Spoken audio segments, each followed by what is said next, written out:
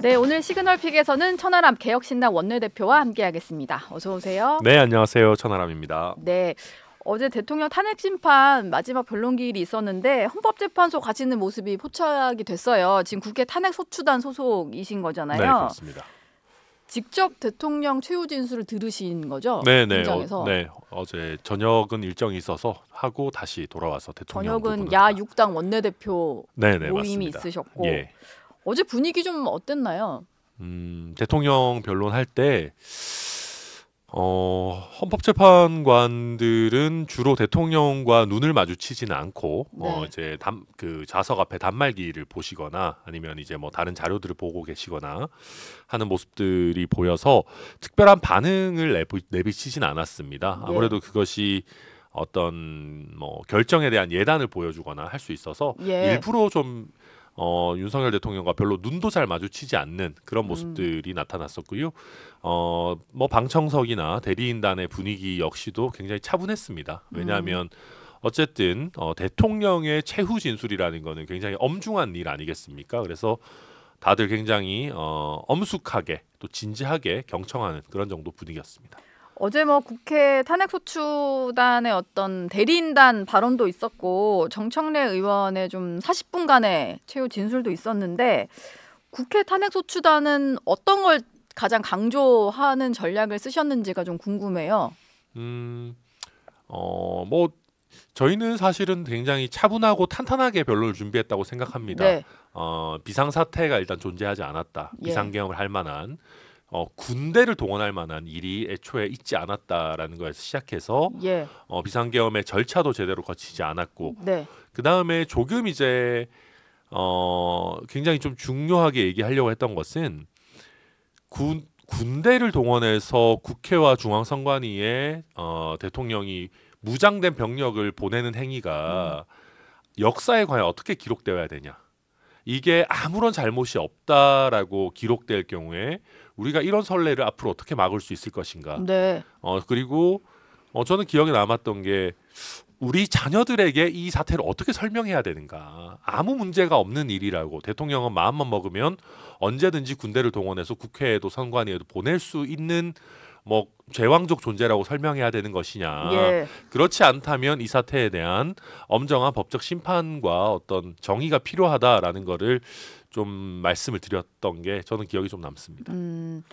이게 미래 세대에게 어떻게 기록되고 어떻게 설명돼야 하느냐의 관점에서. 그러니까 왜냐하면 결국 지금 헌법재판소의 구성에서 뚜렷한 진보 성향이라고 할 만한 재판관 3분이고 뚜렷한 보수 성향이라고 할 만한 분은 뭐 조금 분류에 따라 다르지만 2-3분. 이제 그다음에 이제 총 5분 정도. 그러니까 보수 내지는 중도 이렇게 보여지는 분들인데 특히 보수 성향의 재판관들을 국회 입장에서 설득을 해야 되는 것이죠. 그랬을 때 이제 뭐 까놓고 얘기하면 그런 겁니다. 민주당 대통령이 앞으로 언제든지 비상계엄 해가지고 국회에 군대 보내도 되는 거냐. 이번에 그게 괜찮다는 선례가 남으면 대통령은 언제든지 비상계엄에서 군대 동원할 수 있다는 건데 그런 선례 남아도 괜찮아요? 라는 게 사실 숨어있는 뜻 아닌가 생각합니다. 이게 뭐 국민의힘 뭐 지금의 여당이 아니라 현재 야당이 정권을 잡았을 때 또 이런 일이 벌어져도 되겠느냐. 그렇죠. 어제 대통령 최후 진술에서는 가장 또 기억에 남는 게 자녀 임기에 연연해 하지 않겠다. 그래서 직무에 복귀할 경우에는 개헌과 정치 개혁에 좀 매진하겠다 이런 내용이었는데요. 이 부분이 담길지 말지 좀 여러 가지 관측들이 있었습니다만 결과적으로 임기 단축 개헌을 언급을 했습니다. 이게 좀 영향이 있을까요? 만시지탄입니다. 만시지탄인가요? 너무 늦었어요. 저는 그런 게 참 아쉬워요. 윤석열 대통령께서 먼저 이제 이런 비상계엄 하지 않고 임기단축 개헌을 이야기하셨으면 저는 7공화국을 여는 굉장히 존경받는 대통령으로 우리 기억에 남았을 거라고 생각합니다. 그런데 저도 그렇고 뭐 저희 개혁신당 당 차원에서도 그렇고 임기단축 개헌론을 굉장히 말씀 많이 드렸습니다. 총선 직후에도 그렇고. 왜냐하면 압도적인 여소야대 국면에서 대통령께서 하실 수 있는 게 많지 않아요. 네. 그래서 오히려 본인의 임기를 일정 부분 단축하고 개헌을 하면서 야당으로부터 내가 이 정도로 임기까지 희생을 하면 야당도 내가 하고 싶은 거 한두 가지 뭐 연금 개혁이든 노동 개혁이든 도와줘야 될 거 아니냐. 이렇게 가면 야당도 그거를 완전히 무시할 수는 없다. 예. 제가 그렇게 말씀을 드렸었는데 네. 근데 이게 비상계엄을 한 이후에는 굉장히 좀 무의미한 이야기가 됐죠. 왜냐하면 탄핵을 당할 수도 있는 상황에서 내가 탄핵 안 당하면 임기 단축할게요 라는 것은 좀 권력이라는 거는 본인이 갖고 있을 때 내려놔야 의미가 있는 것이거든요. 예. 위태로울 때 내려놓겠다라고 하는 거는 의미가 없어요. 예전에 좀 역사가 반복되는 것 같지만 박근혜 네. 대통령도 코너에 몰리셨을 때 이제 개헌이나 뭐 질서 있는 퇴진 말씀하셨는데 예. 저는 그때 박근혜 대통령의 최후와 어쩌면 굉장히 닮아 있는 모습이다 이렇게 평가합니다. 만시지탄이라고 하셔서 제가 좀 갑자기 든 생각인데 만약에 대통령이 좀 일찌감치 본인이 권력에 있을 때 이렇게 비상계엄을 선포하기 이전 상황에서 개헌 얘기를 꺼냈으면 네. 왠지 민주당에서는 김건희 여사 특검법 피하려고 지금 물타기 한다 이랬을 것 같은데요? 아니었을까요? 그랬을 겁니다. 예. 그랬을 거지만 그럼에도 불구하고 실제 임기를 단축하고 예를 들면 권력 구조를 일정 부분 바꾸고 한다 그러면 국민들이 어떻게 생각하겠어요? 민주당에서는 뭐 물타기 하냐 뭐 어쩌고저쩌고 해도 대한민국 대통령 중에 자기 임기를 줄이는 희생을 한 사람이 누가 있어요. 예. 그걸 가지고 비아냥거리고 조롱하고 하면은 민주당이 어마어마한 역풍을 맞는 거죠. 저는 그랬을 거라고 봅니다. 예. 그런 면에서 좀 만시지탄이다. 네, 너무 안타깝습니다. 네. 네. 윤 대통령은 어제 계엄의 정당성, 계엄을 선포할 수밖에 없었던 이유도 상당히 그 긴 시간을 할애해서 설명을 했는데 거대 야당이라는 표현을 많이 썼습니다. 민주당을 뭐 지칭을 네네. 해서 거대 야당이 북한의 지령을 받아서 탄핵을 선동했다. 뭐 이런 표현이 좀 등장을 했어요. 현장에서 들으시기에 좀 간첩이라는 단어도 많이 나오고 북한의 지령 뭐 이런 표현들이 많이 등장했잖아요. 네네네. 어떻게 들으셨나요? 저는 뭐 북한이 그 정도로 유능한지에 대해서는 잘 모르겠습니다. 예. 제보다는 대통령께서 많은 정보가 있을 테니까 제가 함부로 이야기하진 않겠습니다. 네. 다만 그런 겁니다. 이것도 똑같은 게요. 저는 많은 분들이 윤석열 대통령 탄핵에 대해서 물어봤을 때 뭐 여러 가지 국정의 난맥은 있지만 정말 뭐 명태균이라든지 뭐 어떤 명확한 법률 위반이 드러나지 않는다면 예. 탄핵은 쉽지 않을 거다. 네. 탄핵은 법률적인 절차니까 예. 그렇게 이야기해 왔습니다. 네. 비상계엄이 있기 전까지 민주당의 탄핵은 선동이고 공세다라고 이야기할 수 있는 지점들이 전 있었다고 생각합니다. 네. 그리고 나머지 뭐 국무위원들에 대한 탄핵들, 뭐 이준숙에 대한 뭐 예방적 탄핵 이런 것도 부당하다고 저도 그렇고 개혁신당도 이야기해 왔고. 네. 근데 그 탄핵 선동을 선동이 아니게 만들어준 장본인이 대통령이세요.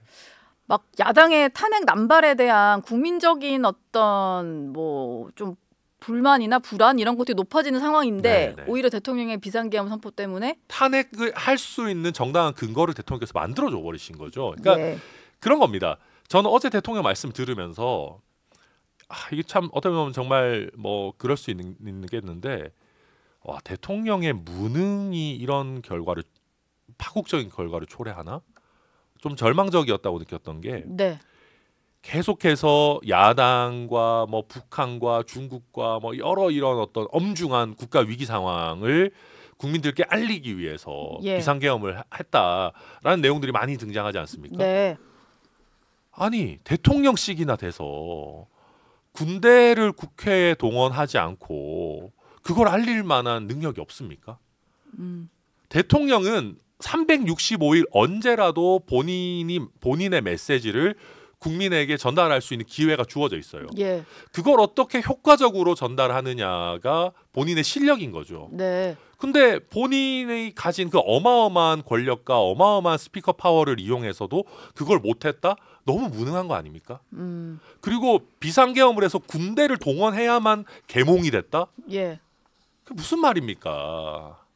대통령이 그걸 효과적으로 잘 국민들께 설득하고 또 증거를 필요한 부분 획득하고 아니 본인이 선관위의 사무총장도 본인이 임명할 수 있고 실제 본인과 인연이 있는 분을 임명했는데 부정선거가 됐든 뭐가 됐든 그럼 왜 북한과의 연관이나 이런 거를 대공수사를 통해서 밝혀내지 못합니까? 2024년 이후로 국정원에 대공수사권이 없다. 그전에는 왜 못했습니까? 그러면. 그리고 대공수사권이 국정원에 없어도 경찰은 놉니까? 예. 그러니까 대통령이라는 권력이 있으면 그걸 비상계엄을 해서 알릴 게 아니라 정말로 체계적인 수사를 하든 체계적인 어떤 사실관계 파악을 하든 그렇게 해서 국민들한테 설득력 있게 밝혀야 되는 것이지 그게 안 돼서 난 어쩔 수 없이 비상계엄을 해서 군대를 보냈다?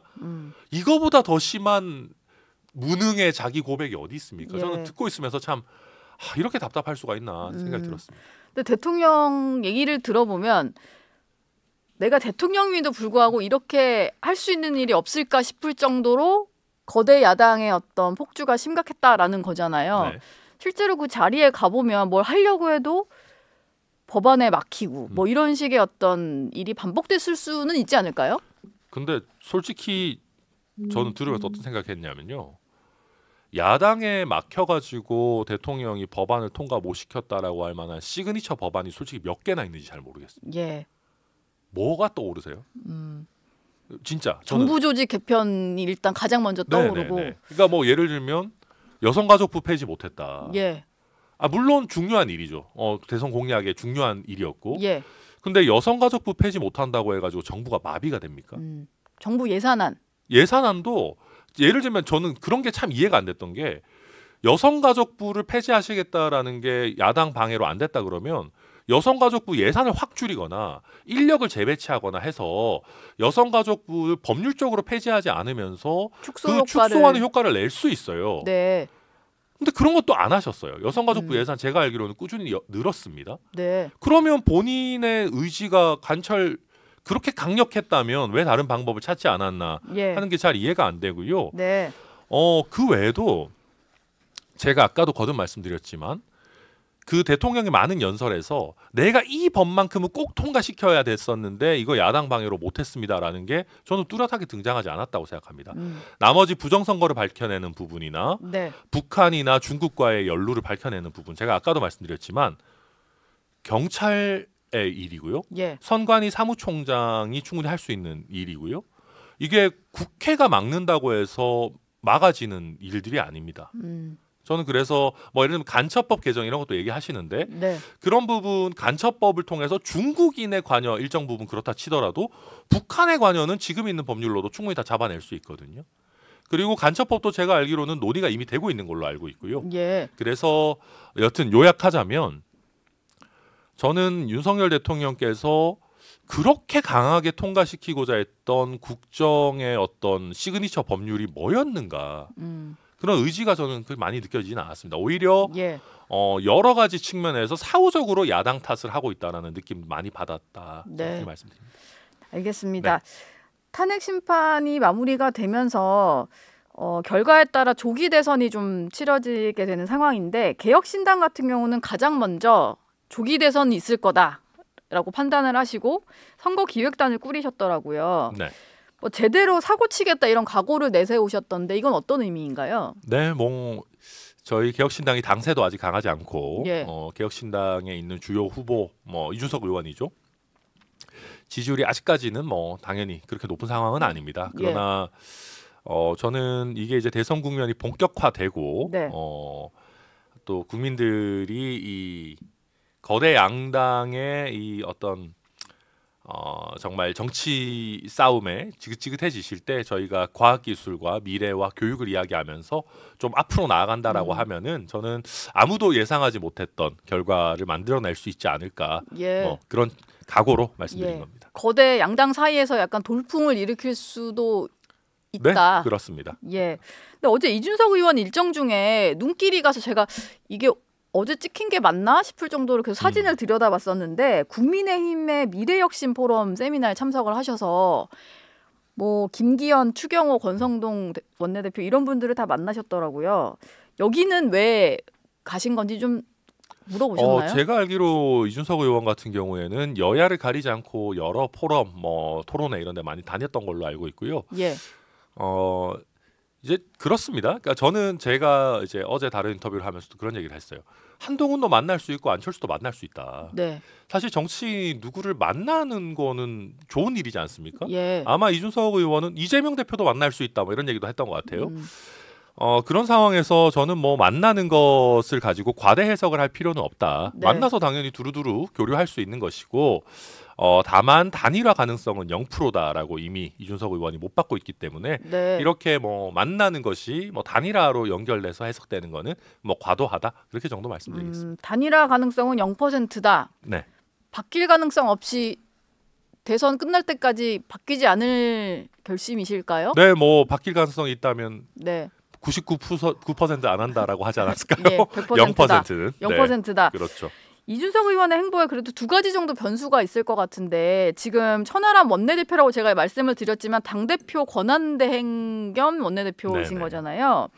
허은하 전 대표와의 문제도 해소는 돼야 될 것 같은데 일단 허 전 대표를 윤리위에 제소하겠다라는 방침은 철회하셨다는 거죠? 네네네. 예, 어떻게 좀 봉합이 가능한 상황인가요?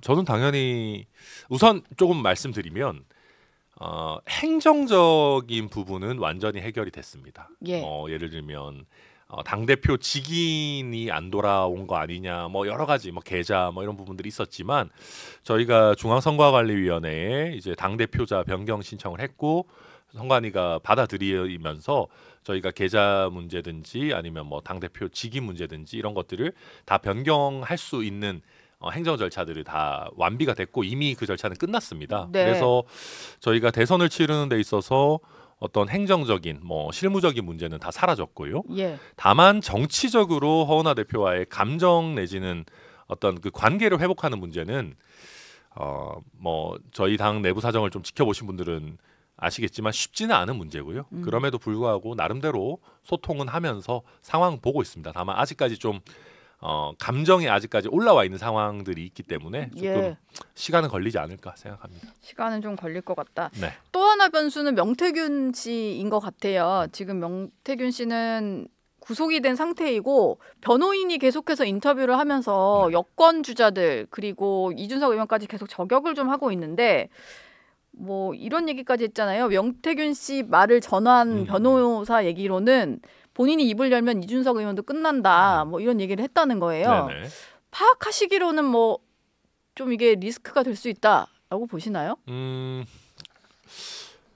이준석 끝난다 이런 얘기 뭐는 정치권에서 굉장히 흔한 얘기입니다. 흔한 얘기. 네. 예. 이준석 끝났다. 뭐 이거 걸리면 이준석 뭐 정치 생명 네. 뭐 그런 식의 얘기들이 지금까지 굉장히 예. 많이 있어 왔고요. 네. 심지어는 뭐 국민의힘에서 윤리위 징계를 받을 때도 그랬죠. 그 예. 이후에 뭐 성상납 의혹과 관련해서 계속 막 수사도 이루어지고 했지만 사실 다 무혐의로 끝났고 아무 문제 없이 지금도 정치 활동 잘하고 있습니다. 그래서 저는 명태균 씨와 관련한 문제도 결국은 나중에 열어보면 아무 문제 없을 것이다. 확신하고요. 저도 그렇고 이준석 의원 본인도 그렇고 당 차원에서 다 그런 부분 문제 없을 거라는 걸 확신하기 때문에 저희는 명태균 특검법 같은 경우에 공동 발의도 하고 차라리 빨리 특검을 해서 예. 거리낄 거 없다라는 거를 밝혀라라는 입장입니다.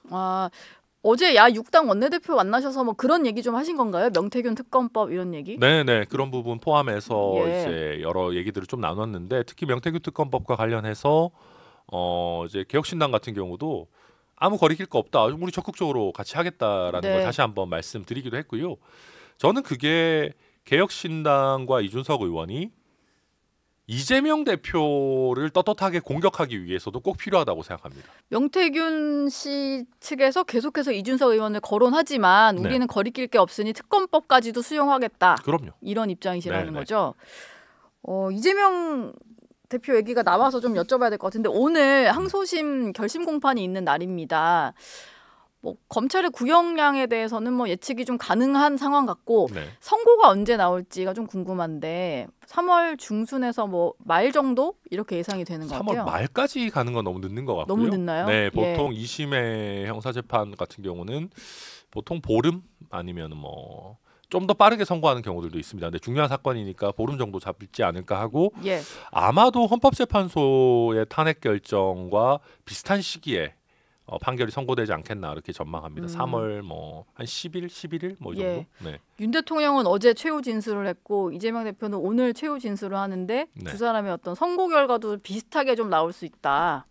네, 저는 두 분 다 한국 정치에서는 좀 퇴장하실 때가 되지 않았나. 윤석열, 이재명 두 분의 동반 퇴장이 있어야 이 정말 그 혐오 정치 그리고 적대적 공생 관계가 좀 청산되지 않을까 생각하고요.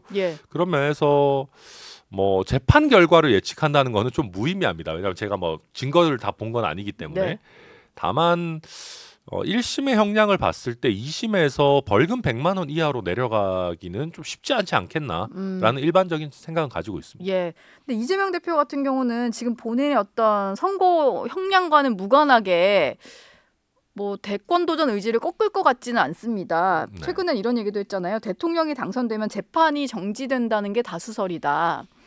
변호사이신 천하람 대표 보시기에는 이거에 좀 공감하시나요? 거짓말인 것 같은데요. 다수설 전혀 아닌 것 같은데요. 네. 예.